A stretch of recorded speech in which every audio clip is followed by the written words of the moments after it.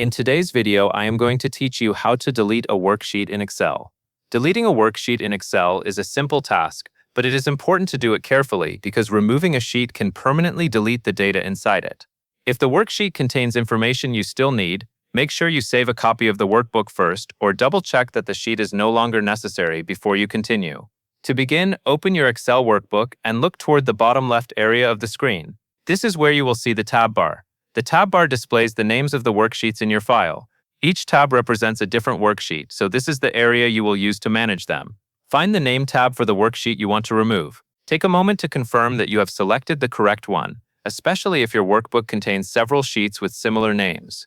Deleting the wrong worksheet can cause you to lose data that may be difficult to recover.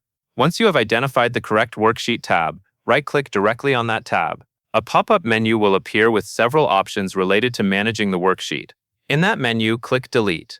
This tells Excel that you want to remove that worksheet from the workbook. After you click Delete, Excel may show you a warning pop-up box asking you to confirm your choice.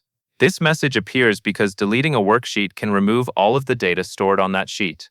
If you are sure you want to continue, click the Delete button in the warning box to confirm. As soon as you confirm, the worksheet will be removed from the workbook and its tab will disappear from the bottom of the screen. This lets you know the sheet has been deleted successfully. A helpful tip is to pause for a second before confirming the deletion, especially when working in larger files. It is always a good idea to verify that the sheet is not needed for formulas, references, or records you may want later. Taking that extra moment can help prevent mistakes. That is the full process.